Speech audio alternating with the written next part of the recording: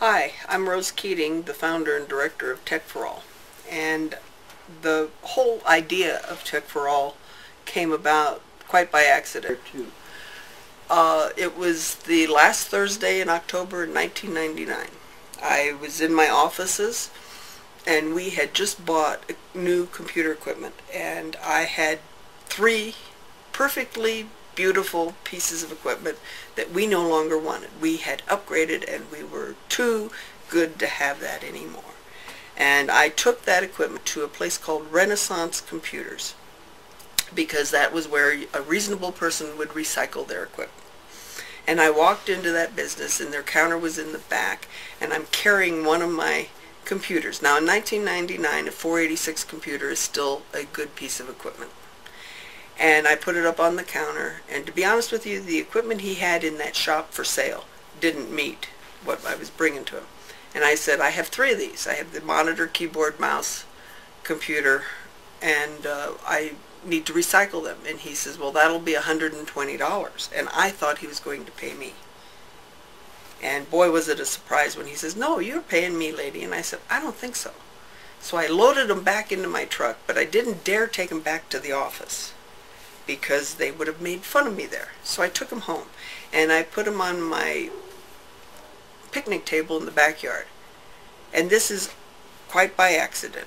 I put on a fresh operating system, had some bundled software that I could put on them, and now I'm finished after 3 or 4 hours with 3 computers that I didn't want to begin with, and now I've wasted a day fiddling with this equipment. And so I take a trip through my house, which looks out over downtown Denver from my really nice porch, and I have a Chase Lounge out there, and I'm sitting on my Chase Lounge, and 3 little boys from Rishel Middle School come by my house. They're walking home from school, and they say to me, or they don't say anything to me. I call down to them. I say, you guys got a computer? Now, how many 12-year-olds in 1999 had a computer? And they went, no. And I said, do you want one? Kind of, wow. So I take them to the fence and point to my picnic table and say, if your parents say okay, you may have these 3 computers, one for each little boy. And they just about fainted. They ran home, and about 26 seconds after just a few seconds after I told them they could have the equipment, they were back with Mama and their siblings and their grandmothers, and there was much levitation in my backyard. We turned the computers on, we turned them off, we plugged them in, we unplugged them. We did everything you could do, and in that next hour the fathers showed up and carried them out of my backyard into the cars, and they went home, and I was finished. Goodbye. Done.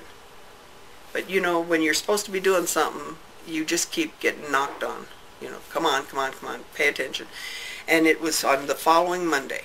I'm pulling my driveway, and I'm doing my logbook, my mileage, what my hours were, what I did that day. And I look in my peripheral vision, and there's 3 sets of cowboy boots right there on the lawn. And I look up, and I'm surprised to see the fathers of those 3 little boys. They came back. And in very broken English, they could barely speak English, and on a yellow piece of paper was written, "We never thinks computer for children. Thank you." And I just, every hair on the back of my head stood straight up, and I was just overwhelmed in the appreciation, the sincerity. The gift they gave me of saying thank you made it so that I had to go get some more equipment so I could help some more parents, so they could have a chance to give the chance to their kids. Every parent wants their child to succeed, and those fathers knew that that computer was a ticket. And they came to thank me, and from that moment on, I've been on a mission to any equipment I see, anyone who's got equipment, anyone who will try to help me fix a computer is the best gift I can have, and what we can do with it is amazing. And that was 3,122 computers ago.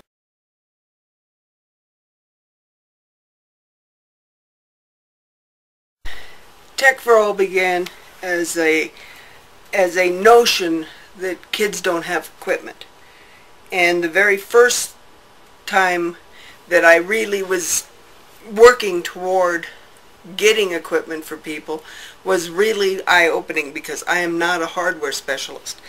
And so I was basically doing 2 computers at a time, and they were both at the end of my counter in my kitchen.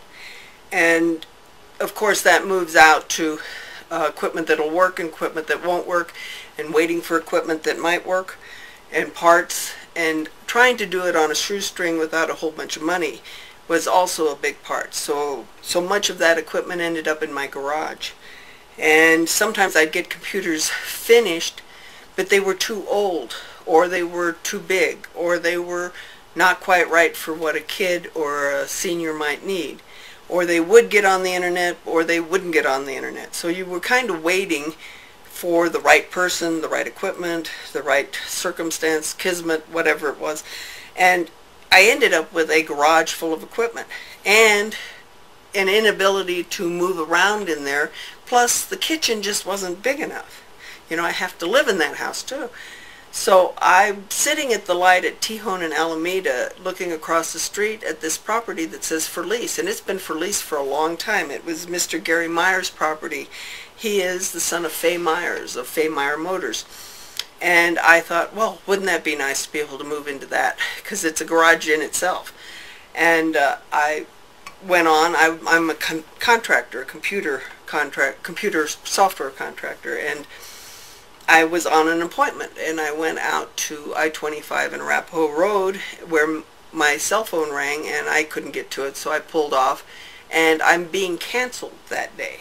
And I have to say I was more than a little irritated after a 30-minute ride and no job. So I look up, and lo and behold, I'm in the parking lot of Fay Myers Motors. And I go in there, and by the way, I didn't know Gary Meyer's name that day. I didn't know what he looked like. I didn't know if he'd even talked to me. I didn't even know if there was a Myers who was still associated with Fay Myers Motors. But I went in and asked if I could speak to Mr. Myers. Now, mind you, this is after 30 minutes in the parking lot convincing myself to get it, to go over and ask. Now, I didn't have a card. I didn't have a name for my group. I didn't have anything that basically said Tech for All organization, foundation, group of volunteers, or anything. It's just me and my crazy notion. And I walk in, and he's there. He's semi-retired, so being there was a miracle in itself. But the best part is that he listened to me for about 5 minutes while I was telling him that I was trying to put computers in the hands of kids. And he says, I can get behind that. And he says, just a second. And he leaves for a moment, and he comes back. He says, be down at that building at 6 o'clock tonight, and I'll get you a set of keys.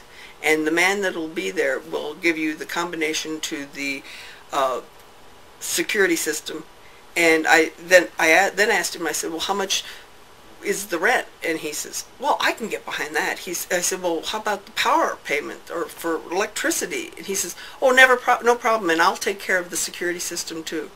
And so on a handshake, I had space to put together an organization and actually start thinking about volunteers and working and what can we do, and being able to sort and put things together and make a plan. And while in that space, I went from doing 20 computers the year before to doing 80 computers that year. What year? It was 2003 through 2004. We were actually there for only 9 months, but we did 90 computers, about 93 computers in that 9 months.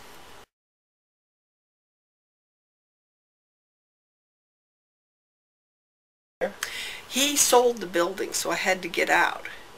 And then it took the 4-month search for a new place, because by that time we'd gotten very big. And my garage, we could never go back there. And I went to 58 locations. I was told I was too old, I was stupid, too expensive, not rational, not reasonable. I was told all kinds of things. And then one day a lady, her name is Brenda Crane, calls me on the phone, and she says, my boyfriend has a building, and I want you to meet him because he needs to meet you. And just like the Gary Myers thing, I went to meet him, Tom Gamble and his son David, who own and operate Artcraft Signs in Denver, and I walked into their building, and in 20 minutes they had pressed a key into my palm and told me I was home here with them. And I've been with them ever since, and it'll be 7 years this August. Do you want to say the location?